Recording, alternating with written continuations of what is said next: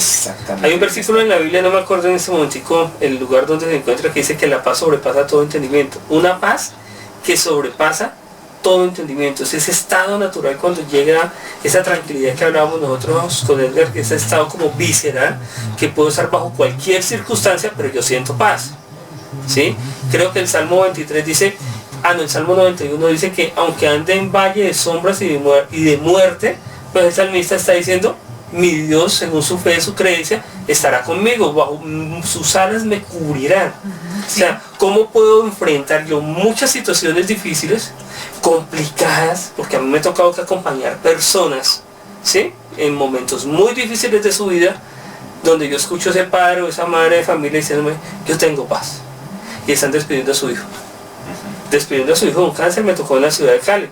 Entonces yo veía a la señora y al señor acompañando a su hijo ahí, y el hijo iba con paz porque se había cumplido como el ciclo, como ese proceso de amor, de acompañamiento, y uno dice, pero ¿cómo pueden tener paz en una situación tan difícil como esa? Porque todos pensamos que llegan esas situaciones a nuestra vida y que nos vamos a caer, que nos vamos a derrumbar por completo. Uno lo piensa de manera anticipada y uno dice, no, si a esta persona le llega a ocurrir algo, si esta persona llegase a morir, yo creo que me muero de inmediato con él o con ella. Pero resulta que llega ese momento y uno resulta con unas fuerzas increíbles, resulta uno de pronto consolando a los demás y los demás quedan, por favor, ¿qué pasó aquí? Pero si él o ella dependían tanto del otro y se querían tanto y cuántos años llevaban y no sé qué, como que uno dice, esa fuerza, ¿de dónde puede salir? No sé si de la fe, de la esperanza, de un Dios, de no sé, de la vida, del universo, no sé de dónde pueda salir esa fuerza, pero ocurre.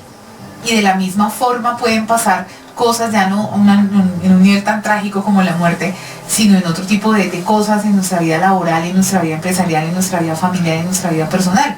Llega un momento de crisis y la podemos superar, o por lo menos le damos un manejo que quedamos como, ¿ese soy yo? Fíjate que ahí es donde aparece una cosa que es interesante y es la fortaleza espiritual. Y yo quiero hacer una salvedad, y es que una cosa es tener una vía, un camino espiritual, y otra cosa es tener un camino religioso. Totalmente diferentes caminos. El camino espiritual puede ser, como decía Carlos, a través de creer en Dios, y los que creemos en Dios ponemos nuestra fe y tenemos un camino espiritual. Y la gente que no cree en Dios también puede tener un camino espiritual. Totalmente. La aceptación, el decir, bueno, sí, mi hijo se está muriendo, di lo mejor que pude, recibí de él lo mejor que pude, vivió lo que vivió, no me apego y con tristeza y dolor lo dejo ir. Eso es profundamente espiritual, con Dios o sin Dios. Así como no vamos a hablar de política, tampoco vamos a hablar de religión. Pero la cosa es que la fortaleza espiritual es precisamente el aceptar la condición de vida como es. O sea, es lo que hay, es una persona que se está yendo. Es una persona que tiene una enfermedad. Es lo que hay. Es una circunstancia que está ocurriendo hoy y que por más que yo intente tenerla en control, así como decía acá la lectura de Carlos, no puedo. Y lo suelto. Y eso es estar en paz teniendo mis emociones ahí presentes. Totalmente. Me hace acordar de un compañero de la formación en el Centro Gestal de la Sabana de Edgar, ¿sí? Que tuvo otro Edgar, payaso, titiritero, es genial. Creo que hay que dar la capacitación de clown, ¿cierto? Sí. Okay, entonces él tuvo a su niña muy enferma hace unos meses y llegó en una clase, antes de iniciar clase, hacemos una ronda de cómo nos sentimos, de cómo estamos.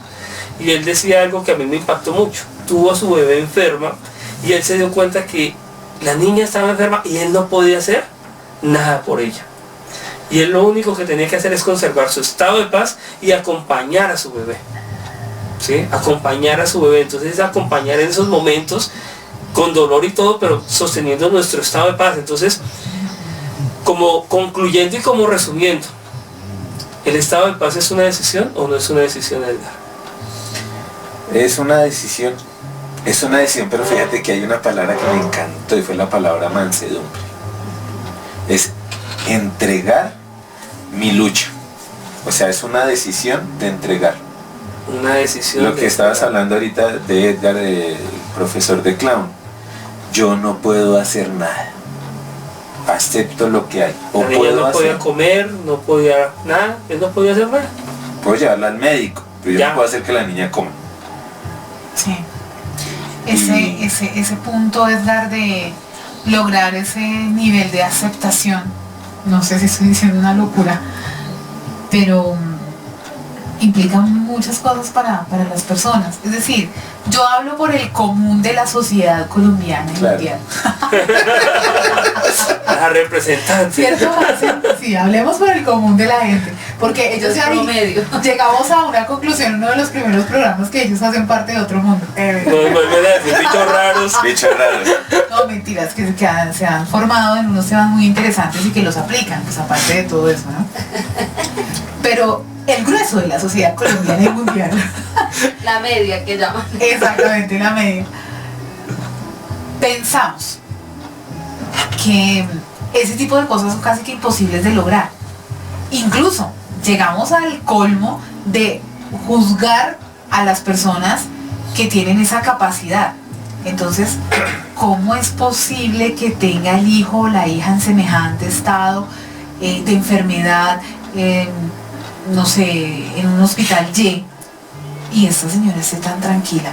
Como que llegamos a ese punto de juzgar y de hacer sentir mal al otro por el hecho de que no se está rasgando las vestiduras, que no está llorando por todos los pasillos del hospital, por el hecho de que está sentado de pronto tranquilo, sereno, qué sé yo, elevando una oración, con sus ojitos cerrados, en fin. No, todo el mundo quiere verlo en un estado total de histeria. Ese punto es bien interesante y quiero compartir contigo algo. La muerte, como tú la tocaste ahorita en el que estabas diciendo, nosotros hacemos de la muerte un caos, como que es algo trágico. Sí. Y la muerte es algo que desde segundo de primaria, yo me acuerdo en el colegio que decía la profesora, nacemos, crecemos, nos reproducimos y ¿qué? Morimos. ¿Ya? Y eso está dado a nosotros desde segundo de primaria, nos enseñan eso, pero nos apegamos a lo que no es de nosotros, la vida no es de nosotros, es un regalo o un préstamo. De hecho que en el proceso cuando estaba estudiando hipnosis escribí algo, decía, sentir el corazón latir es un milagro, porque yo no puedo hacer nada para que mi corazón Lata más o nada, de nada. Pero tuve la fortuna de acompañar a un amigo, Guy Denute, que ya no está con nosotros en este plano, murió hace 5 años, y antes de que él muriera él me contaba cómo era la muerte en su país. ¿Sí? Él era un danés y él me decía, cuando un familiar o amigo de nosotros sabemos que va a morir, le hacemos una despedida. Lo acompañamos y pasamos por su cuarto y él me contaba la experiencia de él cuando uno de sus amigos iba a morir de cáncer. Le hicieron una comida y fueron, lo acompañaron, le mandaron razones a sus amigos de una manera muy jocosa de acompañamiento, felicitándolo y todo. Pero nosotros en nuestra cultura estamos dados a que la muerte es una tragedia y hay que sufrir y hay que rasgarse vestiduras, y muchas personas acaban con su vida, ¿sí?, en un momento de esos, porque se pierde la perspectiva de que la vida era un préstamo, que esa persona era un préstamo y que mi vida continúa. Ese es mi punto de vista. Yo tengo una pregunta. Se me ocurre que tal vez pueden haber dos vías o dos procesos para que la aceptación sea más fácil o menos fácil. O sea, digamos que en el plano en el que ustedes explican de que alguien tiene un familiar que tiene cáncer, siento yo que sí es un poco más fácil porque la mente se va como preparando a que se va a ir porque está mal, pero siento yo que es más difícil como aceptar esa muerte o esa partida cuando la persona está bien y de un momento a otro esa se muerte va. repentina. Entonces Sí. yo creo que bueno, si cuando uno tiene a alguien enfermo le duele, pero pues uno se va preparando y dice, bueno, tiene cáncer y se va a morir. Además los médicos le dicen a uno, le damos de 3 a 6 meses y ya está. Entonces uno está como mal, pero ya empezándolo a aceptar.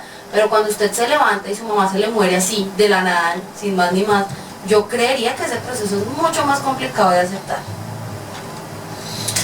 Depende. Complicado, pero Depende porque hay personas que son muy fácilmente apegables y hay personas que no. Bueno, Obvio, sí, lo que claro. tú dices también es cierto, y yo le pondría un caso más extremo. Es mucho más fácil aceptar la muerte de alguien mayor que de un niño, Claro. porque tenemos la concepción de que los niños van a durar más tiempo y estas cosas de no, es que un padre es el que debe, no, un hijo debe ser el que debe de ver morir a su padre. Y yo creo que tiene mucho que ver lo que dice Carlos, y es que nosotros de todas maneras estamos en una sociedad que se apega y que le da valor a los apegos, al amor, a las personas, a las condiciones, incluso a nosotros mismos. Nos cuesta mucho envejecer, y eso es por el apego que tenemos a nuestras condiciones. Yo creo que ahí sí, como te digo, depende, y la cosa, porque hay gente que puede ver enfermar a su familiar y decir, sí, yo ya estoy superando esto, y igual se van a ir derecho con el muerto al hoyo. Hay muchos procesos terapéuticos en los que uno lo que ve es una persona que está dejándose morir. Por eso está la última copa, que es un tomaderito de cerveza que queda enfrente de todos los cementerios de Colombia. La última lágrima. Sí. Y siempre hay cigarrillos, hay una cosa que hay una atracción muy fuerte por la muerte al momento de que los otros estén muertos. Y al mismo tiempo hay una pulsión de vida muy cercana también. Por eso la gente también, cuando, sobre todo en el campo, comen. Cuando hay un muerto se invita a comer, porque la idea también es ver que en esto que hay muerte también hay vida. Entonces hay que revisar muy bien ese tema de los apegos. Ahora, lo que dices tú sí es cierto, no estamos preparados, porque vemos que la muerte es algo que nos es ajeno. Claro. ¿Y lo más seguro que tenemos en la vida qué? La muerte. Total, Desde que nacemos, total. o sea, eso no está comprado. Siempre Pero es digo, lo menos planeado. claro, pero nosotros vivimos por fe. Sí. Porque uno sale de la casa y dice, nos vemos más tarde. Y ¿Vuelves no o no vuelves? Y uno no sabe. Uno no sabe. Uno le dice al hijo, bueno, nos vemos en la noche y han sucedido casos. Nadie controla la naturaleza. Y miren que son esos estados, como hablábamos con nuestro invitado, con Edgar, de esperar ese ideal. Y como no estoy pendiente de esperar otro ideal, cuando llegue ese ideal que yo no quería, sufro. Entonces pierdo mi paz. O sea, que Y entonces empiezo a buscar, a codiar, a echarle la culpa a los demás, a culpar al mundo, porque no quiero aceptar el mundo en el que estoy viviendo, que es un mundo donde yo transito, voy en un proceso de fricción, de rozamiento, y puedo perder mi paz. Tema interesante este, ¿cierto, Nelson? Pero por favor, le dimos un giro. Por allá terminamos hablando de un término que a mí me parece sumamente interesante, y es el de los apegos. De los apegos nos podemos quedar hablando, por favor. Y más con Edgar, Y con más esa con manera Edgar. tan práctica de enseñarnos y de compartir y de que nuestros oyentes comprendan y vivan esto. O sea, es empezar a tomar conciencia, ¿no? De estar en el aquí y en el ahora y saber que somos transitorios. Estamos ahí. Sí. Y hay que disfrutar ese momento. Ahorita que te estaba escuchando sobre nosotros bichos raros.